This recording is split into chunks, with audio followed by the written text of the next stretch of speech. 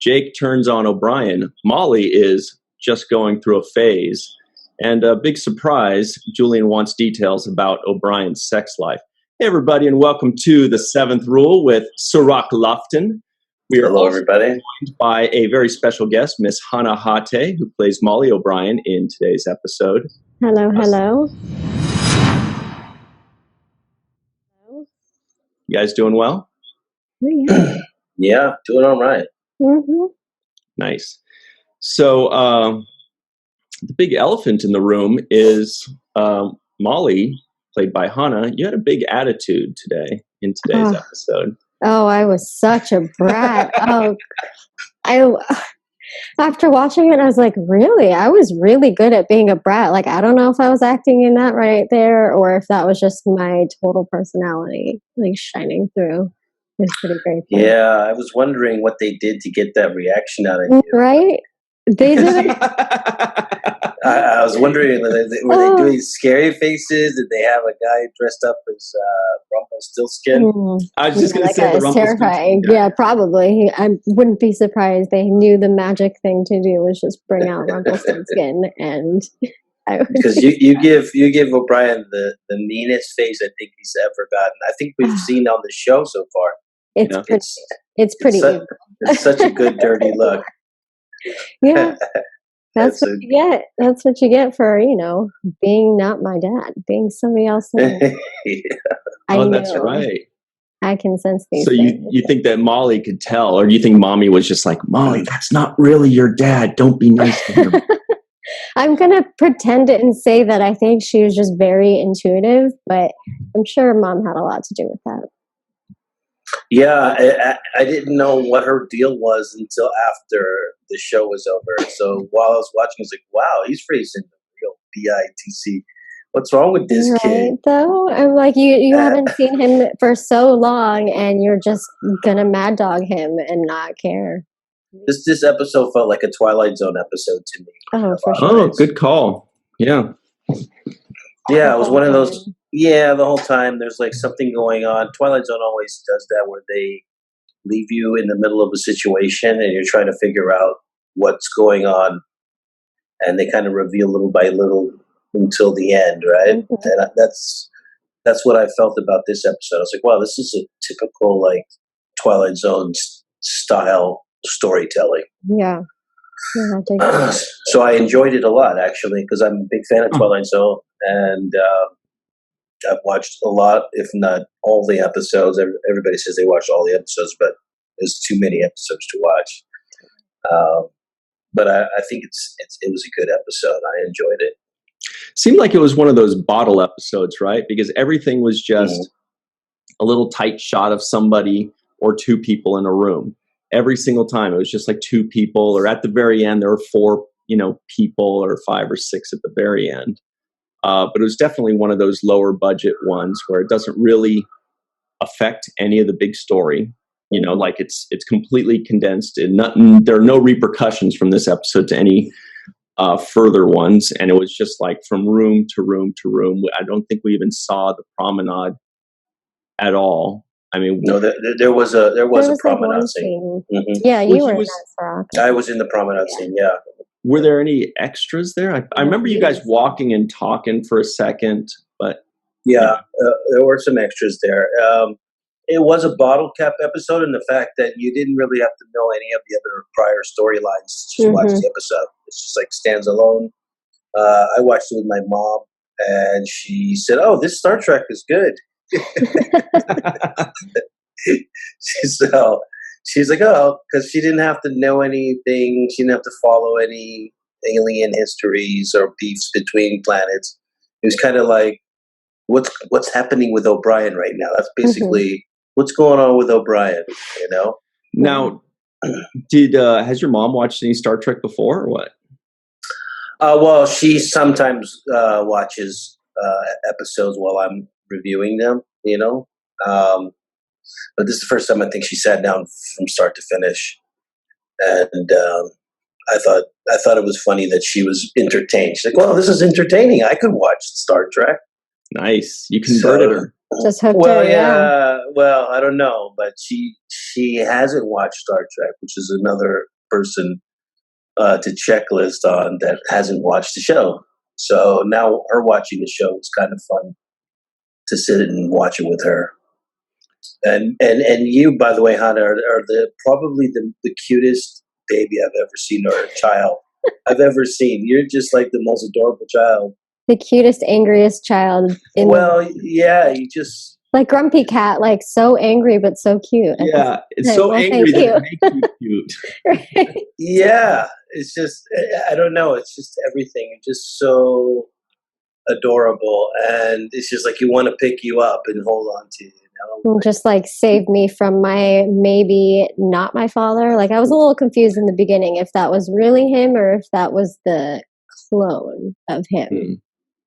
Which is you gave that away really well. I mean, however they made you play that, it was early in the show, so it gave you a beat that you know what I mean, that everybody else was playing, which was weird. Something is off, and you something is off. Yeah, that's what I liked about the episode, though. It was very suspenseful. Like the whole time, you're like, all right, something's up. You think one person, like your character acted totally normal, and I think that's the only one. But everyone else was kind of off, and you're like, I don't really understand why. Like, are they the people that have been like changed or taken over, or was it my dad, OBrien? You know? Right. Yeah, that's a good point. Jake was the only one that he still acted a little bit like something was up, but he was acting like himself. Whereas the others, it seemed like they were all acting not like themselves. Yeah. That they were just putting on some weird front, or that they were really an alien species with some, hidden veil pretending to be them or something like that. Whereas Jake was the only one that was, it was just Jake that was like, hey, Chief, you might want to just go do what they say. Yeah, I thought I snitched him out at the end, right at the last second. But I was so sad. I put A2, Jake. I know. I know. I turned into the snitch, It's like he was trying to help you out too. Like, how would you do that to him? Yeah, well, I was the late one on the party bus, so I didn't realize what I was dealing with. But in the beginning, it was fun to see the old Jake, old me. Oh my God, I was in my slim outfit. When you popped up on the screen, I was like, oh my God, it's The Rock. I like almost, I couldn't speak. It was amazing. Seeing a little baby. Yeah, I remember those outfits and being that slim and having all that hair. Such a good time. Sirach, what would it take you to get into one of those outfits again?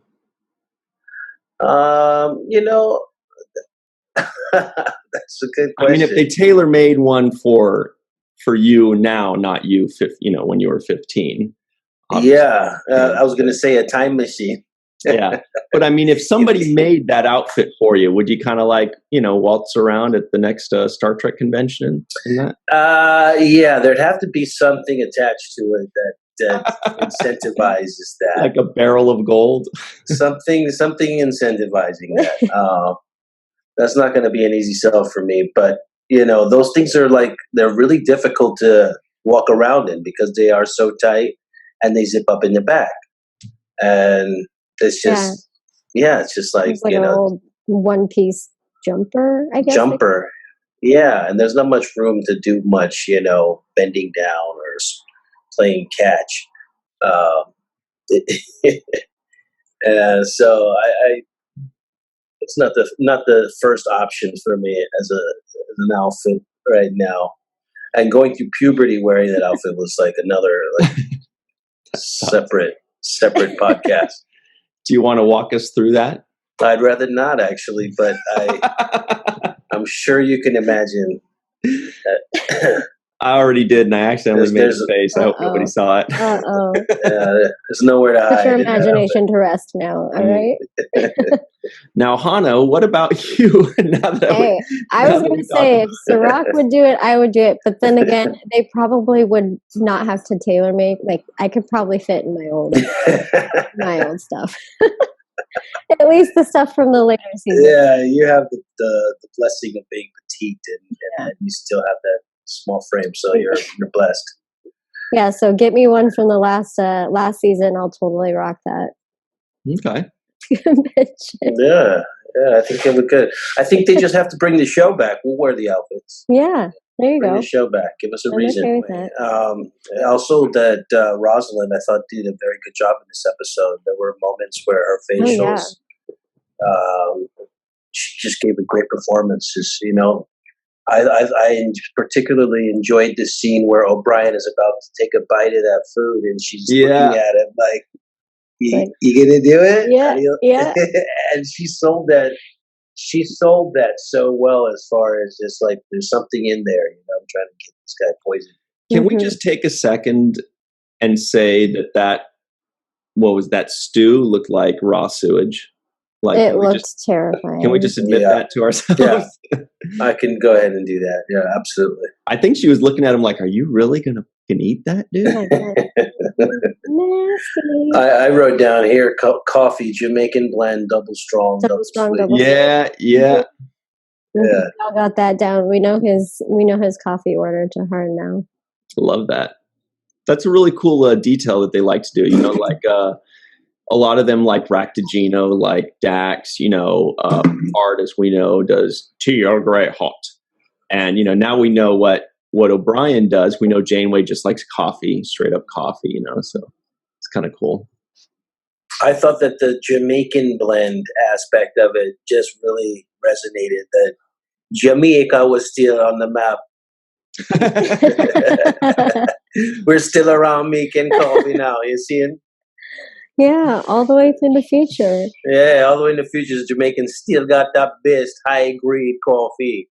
Jamaican blend. But I didn't want to take too much away from you were talking about Rosalind. She did do a great job. I thought it was a great scene when he wanted to try to what do we call it? Get down. Yeah, I was going to say hump, but I guess get down is fine.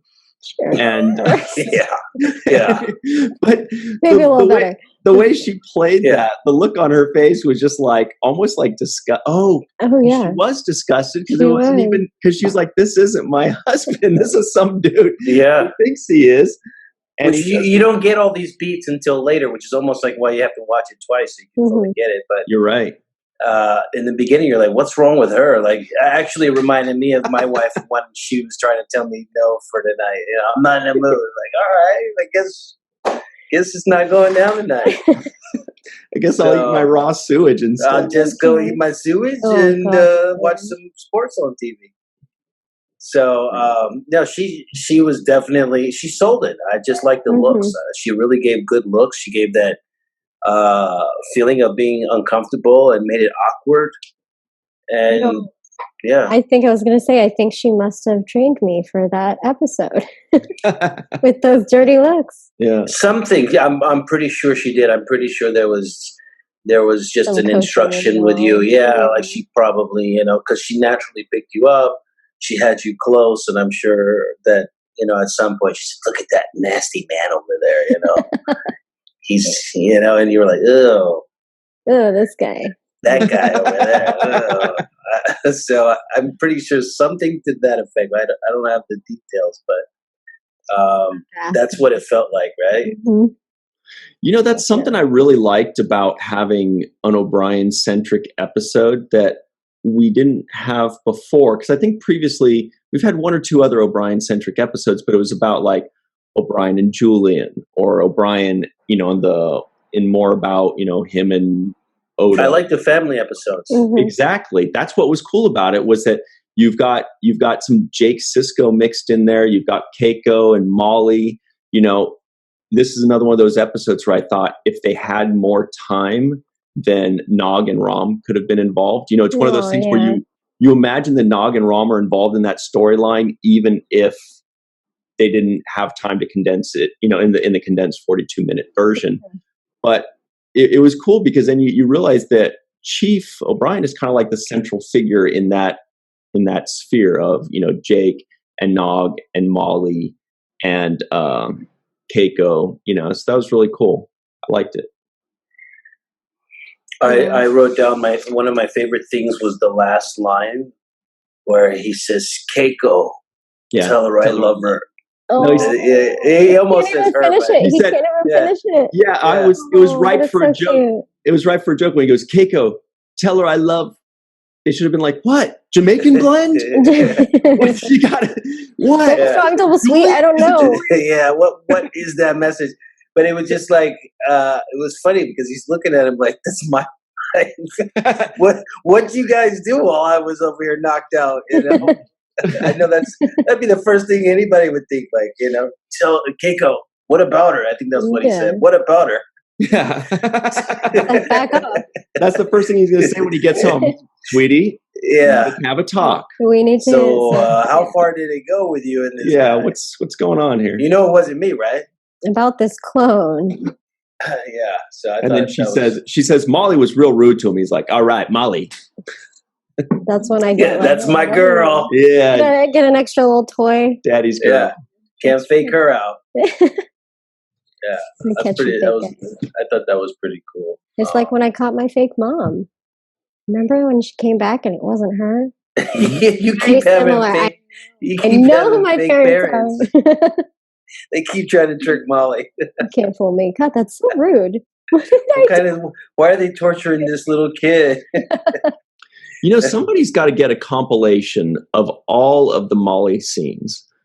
And it'll outlast and see how many of those are like, "You're not my mommy," and "Go away, I don't like him," and "No way," you know, just like, "Oh, you're a very bad man." It's like you're the moral barometer, you're the moral compass of the show. You know, like you point out who the spy is. I can tell. It's just some like sixth sense that I have.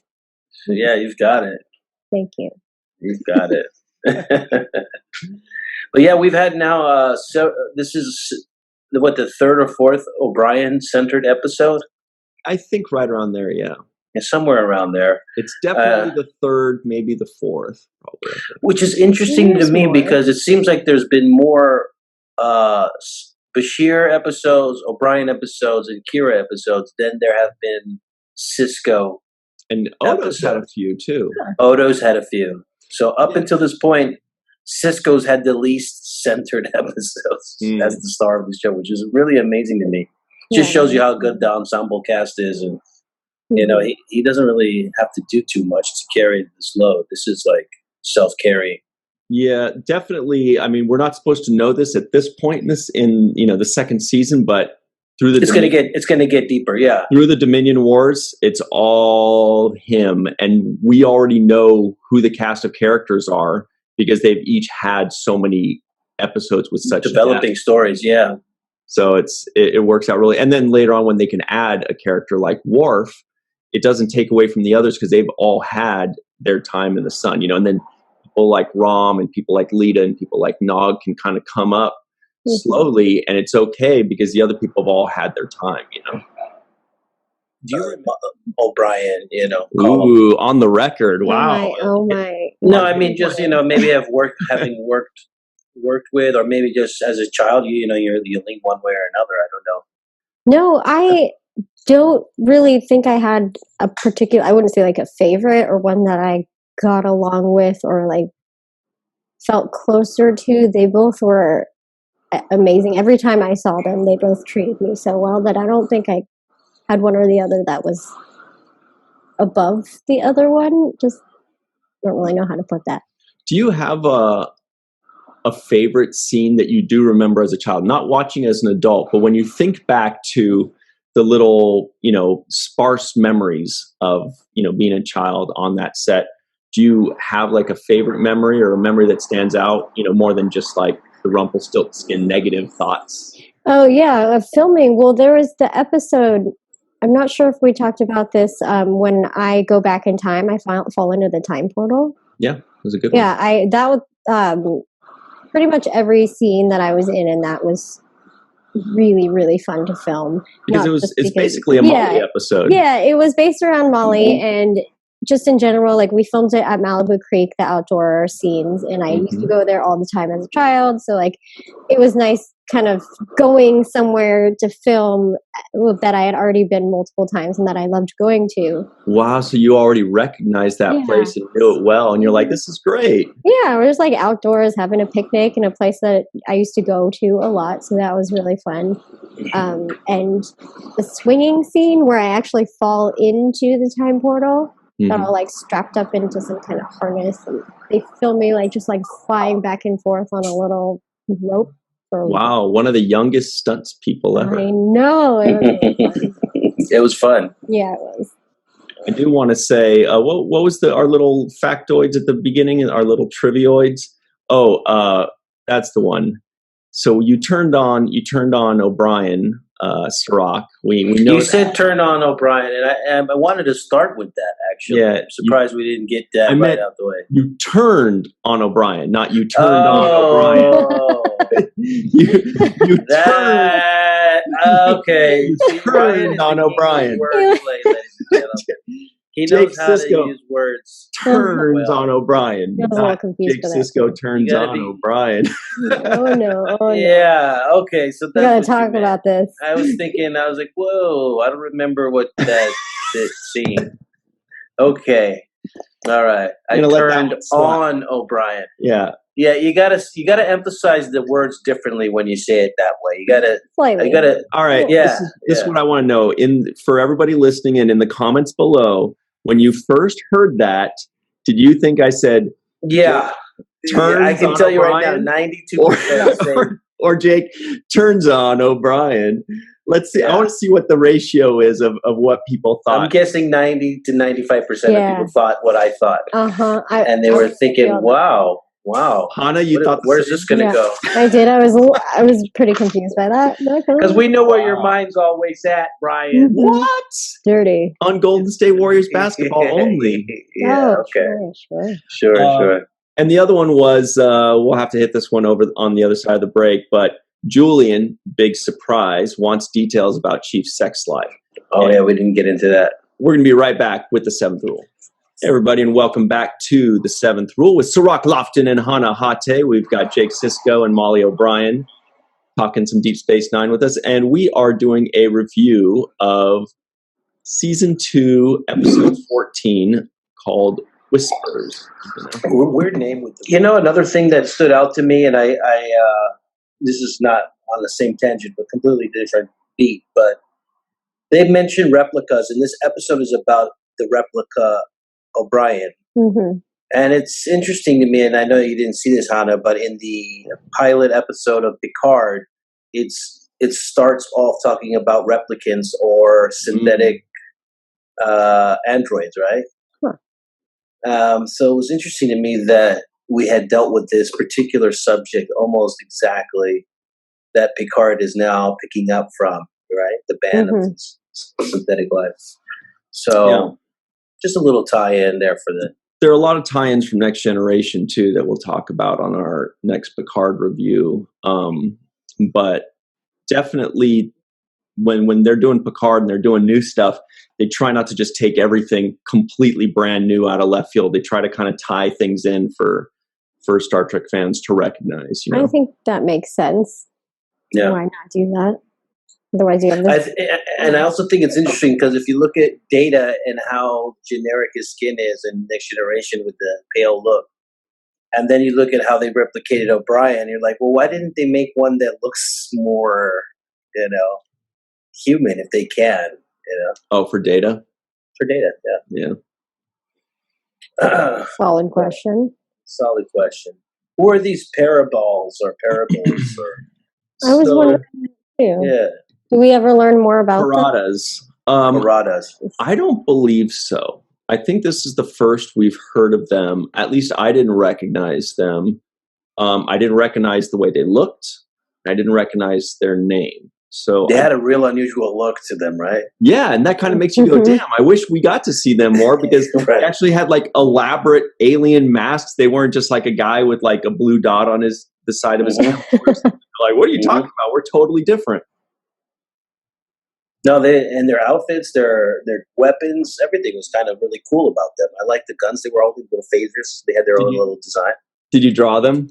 I didn't draw it. I didn't have enough time. It was just a quick flash, and I didn't go back. But I liked the phasers that they were holding. They were like really cool, like stainless steel looking things.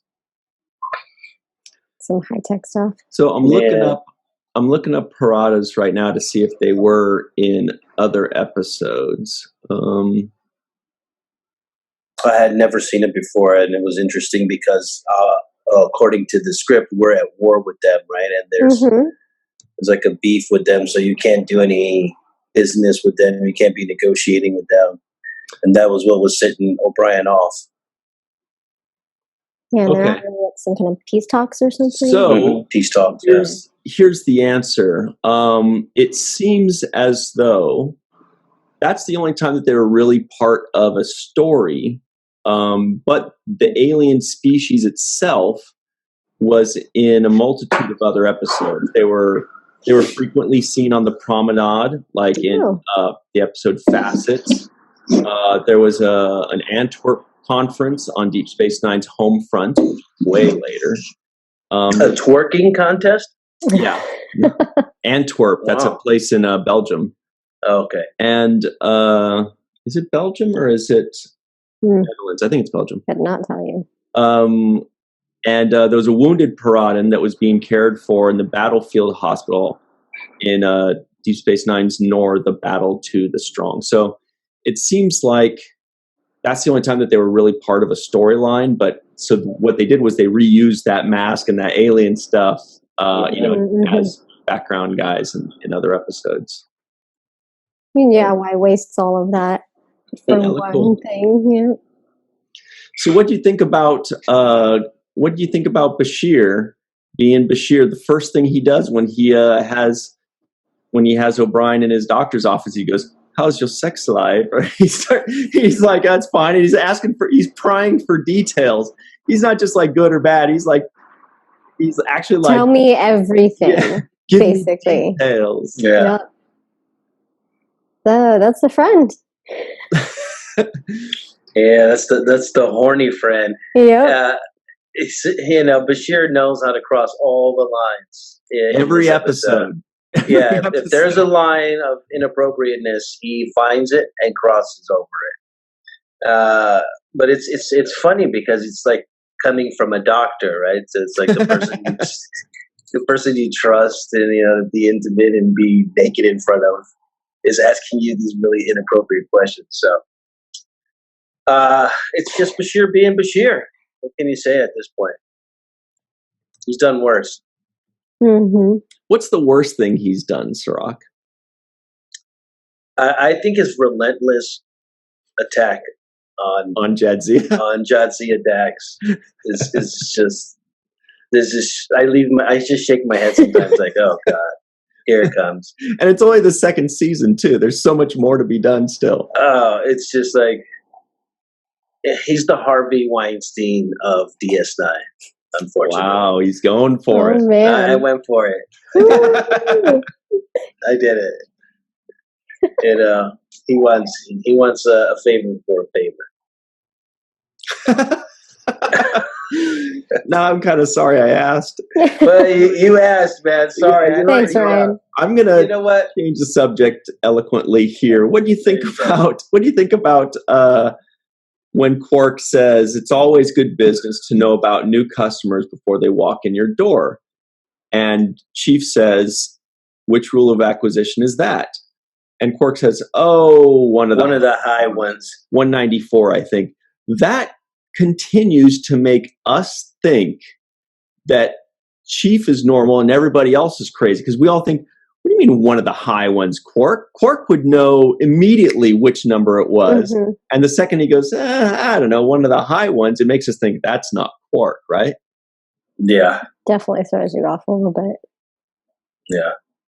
There's a few things that make me think that people are not themselves. The other one was when Sisko is caught openly lying to O'Brien about Jake. And Sisko's not a liar. That's one thing he's not. He's actually overly direct sometimes. The last thing he does is skirt around the truth. So when he did that, I was like, okay, maybe is this the real Cisco? Why is he lying? Yeah, and then when Keiko says, "Oh yeah, Jake's suddenly not feeling well. He's not coming in anymore." I just saw him. Yeah, exactly. Yeah, a lot of whispers. I guess that makes sense. Yeah. That's when Molly's supposed to come out and go, "Mommy's lying." She shipped me off to somebody's house. She knew what was going down. I was at my friend's house or something. Molly was like, because you couldn't keep the poker face. You were giving it away. Well, now we look back, and after you watch it, like you said, Strzok, once we know the answer and we look back, everything makes sense. Of course, she put the kid off with somebody else because she was worried. We don't know what this guy is going to do. We just know it's not the real O'Brien. So I don't want her in harm's way. I love the episode. I really did. I thought it was just a perfect Twilight Zone episode. The other thing I thought was interesting is the baseball that was on Captain Sisko's desk.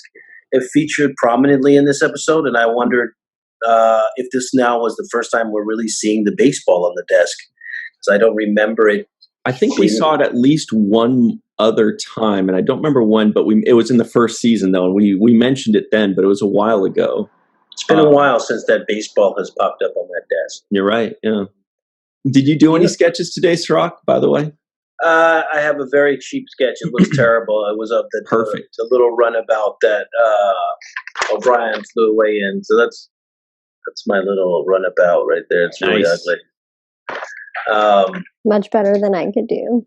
No, I don't think so. It's pretty basic here. I noticed this though.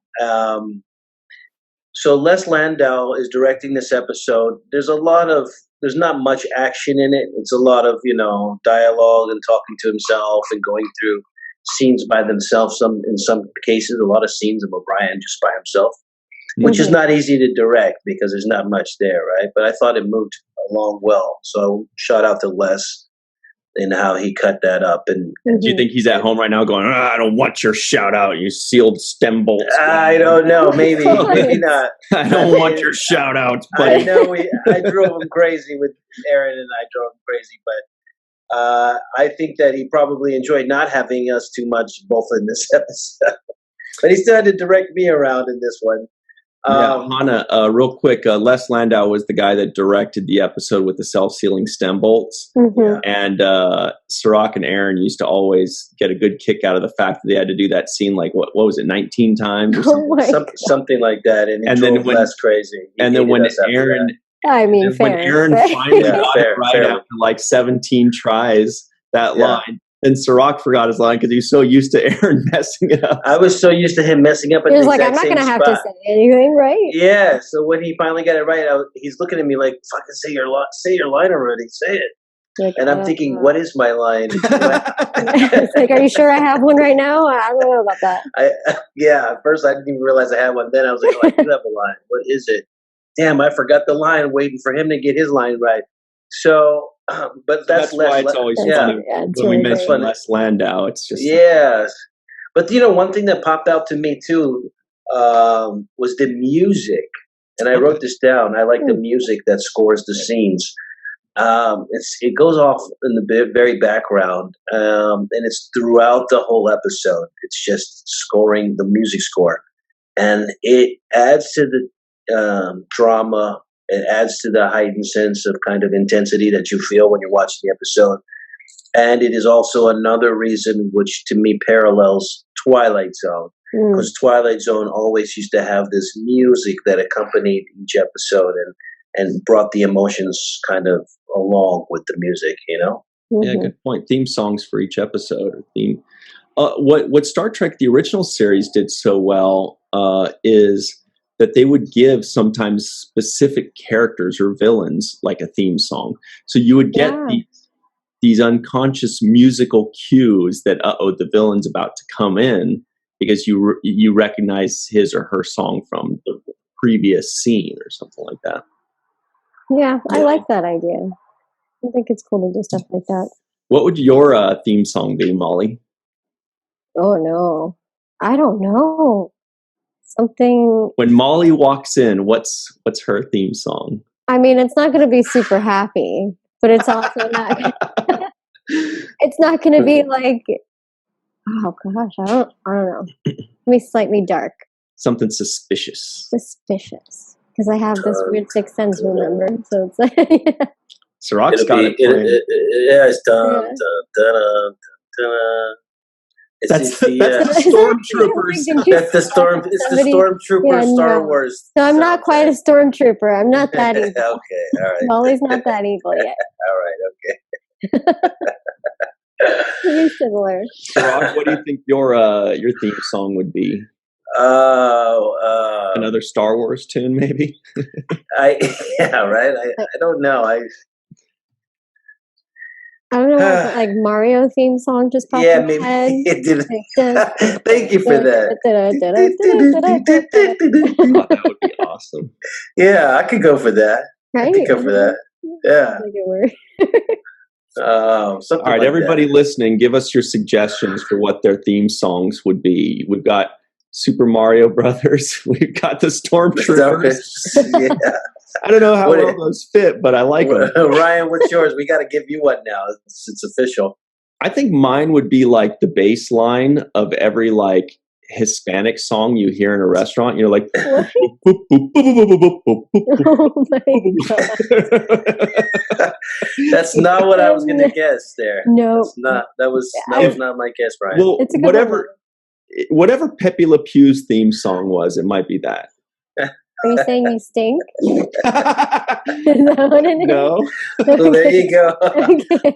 Hana got you on that. She's pulling your card right there like Aaron would. Because I smell like skunk. Sirach's like, I don't mind that smell. Oh, yeah, well, if it's Jamaican, if it's from Jamaican, double strong. Mm-hmm. Double strong, double sweet, man. Don't forget. You see, original. Yeah, we don't mind the smell of skunk nowadays. We like it. Mm-hmm. Yeah, no, we got to figure out a nice theme song for you, Ryan. Oh, me? For you, yeah. You guys are happy with the ones you got? Oh, yeah, sure. Sure, I'll take it. All right, so in the comments below, everybody's got to give us suggestions for theme songs. And then we'll come to a consensus. And then Hana's going to work on that. Oh. And she's going to come back with like re-edited versions of all the scenes. Remixed with the theme song in the background. This is going to be great. Mm-hmm. This is going to be good. Mm-hmm.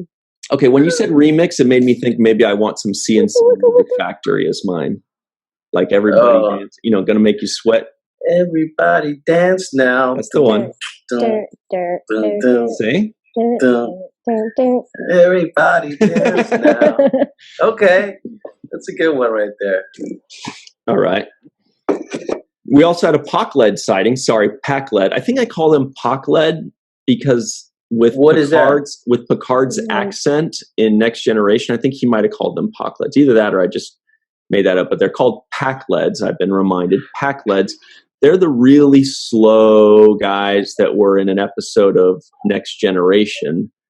They're not really featured in Deep Space Nine episodes, I don't think, but we see them in Quark's bar every once in a while. So you're right, we did have a little bit of that. They're the guys. They kind of just look like big dumb idiots, and because they actually played as big dumb idiots, where they just like talk really simply. You know, they're known for saying, you know, he makes the ship go.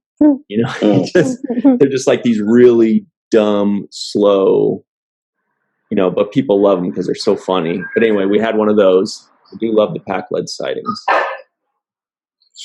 Yeah, you know, there was one scene in the opening where they have the runabout going into the wormhole. I like the graphic on that. That was cool, like little something newer from the first season. Just showed me a little bit of a investment in the special effects. Mm-hmm. And the other thing that I liked a lot, too, was the conversation. It was very brief, but when O'Brien stole that shuttlecraft and he jumps in it and he gets Cisco online to talk to him, Cisco says surrender, and he says, I've already shut down I've shut down the tractor beam and I've turned off the bay so you can't catch me. And then he says, O'Brien out. And it was like it was a big mic drop moment for me, the way he said that. He hung up on Cisco, so it was like O'Brien out, and hung up on him. And I thought, wow, I like that. I just like that little Good moment. thing it wasn't the real O'Brien. Otherwise, the real O'Brien would be hearing about it later. But I bet Cisco's still kind of mad at him when the real O'Brien comes back. He's like, "What are you mad at me for, sir?" He's like, I want to be mad at you, but I guess it was the guy. I know how you would have played things. Mm-hmm. And that was another thing that we got an insight. It was almost an insight on how O'Brien would act if he felt that there was a mutiny, or if he felt like, the ship was doing something that they shouldn't have done, right? So he went to the higher authorities, went to the admiral. Like he was like the whistleblower. He's like, dude, something's not kosher here. So we get an insight into how O'Brien would act if he thought that everybody was turning against him, or if he thought something illegal or suspicious was going on, Right. Yeah, I think at the end, Cisco mentions that he's like trying to possibly be a hero by going to the authorities. Yeah, exactly. Like actually him. Right. He wasn't doing it for the bad. He was actually trying to be a hero and save the moment. Yeah. Right. And then the other question I have is, do the people he killed, are they dead now, or were they just stunned, Because in that episode, a couple of people were fired with phasers, right? I think he shot at a couple of people. Hopefully stunned. Mm-hmm. Hopefully they were just stunned, yeah. That's all we can hope for. When you mentioned the shuttlecraft, though, there was one little thing I wanted to point out, was that if you'll notice, the computer's voice is always played by Majel Roddenberry. Yeah. And she has this calm demeanor in which she answers a question. She says, like, please specify the parameters or something like that, right? What I noticed was when there was kind of the climax, which was when Chief was escaping, in the shuttlecraft, and it's getting, a little bit more intense, her dialogue speeds up as if she were matching the scene, because his stress level is higher. So he's like, what's this and what's that? And tell me this. And she's speeding up too. Now, obviously a computer wouldn't do that. The computer would stay slow and relaxed. But I thought that was a good directing note, was that he told her, hey, this is going to be a more tense situation. So kind of speed it up to match the intensity of the scene. That was certainly got to be a director's choice. Yeah, I hadn't noticed it until you just said that. And now it kind of stands out in my mind. The computer would be calm no matter what, right? Like, computer, we need shields up right away. Shields are up. But then it would stagger the scene. It would make the scene not flow, Right. But in this case, the computer matched the intensity of the guy screaming into it, right? Computer, I'm trying to get the shields up. Give me a second. It's like, whoa. So yeah. I thought, I do think that's something important to note, and I'm sure that was a choice that was made, like you said, in the moment by the director to adjust the pace, and also the kind of imminence of the moment, But I think that's a good call. I also did notice the voice, but it was still Majel's voice, right? Yeah. Okay. Yeah, her voice also, for a moment, I recognized it while I was listening to the episode, watching the episode. I said, "Oh, that's Majel." That's why it's cool when we see, what is it, Loxana Troy, her playing Loxana Troy, because then she's playing two roles in an episode. Oh, yeah. Right. But yeah, really she cool. did the voice of the computers for a long time. So we only have a few minutes left here, but I did want to mention back at the beginning, they do have a little bit of talk about when Keiko's saying, oh, I want to, I'm up at 5:30 in the morning. I didn't quite fully understand what was going on there. I'm up at 5:30 in the morning and I'm going to take, Molly to go learn this Klingon opera thing or whatever. And she says, oh, I just want to go while my mind is fresh. I'm like, that's the best thing she could think of. Whose mind is fresh at 5:30 in the morning? Nobody. Yeah, that was interesting. Even if you wake up at 4 in the morning, is your mind fresh at 5:30? I mean, give me a break. Sarat, Yeah, well, you're a morning bird. I'm a morning person. I usually get up at 3:30, work out, go back to sleep, then get up again for the second workout at 5:30. Just absurd. But just absurd. Is that just what absurd? It is absurd. It is absurd. Especially when I'm not in shape. That's not a good look. No, but the funny thing is that there were a lot of things here that like kind of gave away. There were things that gave away lies, you know. And I thought the real one that stood out to me was the one that Odo was telling when he met with O'Brien, right? So it seemed like O'Brien and Odo, they were on the same team, and Odo was going to get to the bottom of it, and he couldn't be manipulated in this kind of way because he's a straight by the books guy, right? And so then he gives away that he's in on it, and O'Brien can read it, you know, and sensed it on him and called him out on it. They've gotten to you, haven't they? Which I thought was interesting. Yeah. Right. He's like, I don't know what's going on, but somebody's doing something, and they're getting everybody before I am. Right. Right. And I thought that was funny because you would think that he wouldn't say that he knows that Odo is in on it, right? He wouldn't. I would say, like, if I thought somebody knew something, I wouldn't call him out. So you know that you're in on something, aren't you? He would just say, "Okay, another guy that I can't trust." Yeah. Like, but we have seen how Chief is kind of like that crotchety guy where he, you know, like Odo would play it close to his vest and be like, I see, you know, and he'd go off and do his own. Whereas Chief would be like, damn you all, you're all a bunch of jerks. Damn it. Yeah. I hate you. And, you know, it's funny because one last thing for me is that this exactly reminds me of a Twilight Zone episode, and this is what I thought the episode would turn out to be. So as I was watching it, I was trying to come up with my own ending. And what I came with was basically what the Twilight Zone had come up with earlier in a similar kind of episode, in which that all of this was just part of a training exercise to see how he would react in a certain situation. So at the end, they take him out of this module or whatever and say, okay, you know, you did well, you passed the test, you know, whatever, you did the right thing. Scarred for life or something. And or he passes and he gets another pip on his collar or something. But, you know, something to that effect where it was like a training operation inside of a controlled environment. So they were watching him, monitoring him, his vital signs, maybe a dream training sequence or a holodeck training. That would have been really cool. Yeah. And on one of the trivioids that didn't make the cutting room floor, we already covered, which was Chief drinks way too much Jamaican coffee. I think we covered the hell out of that one. Yeah, Jamaica. Yeah. And on that note, we've got to run.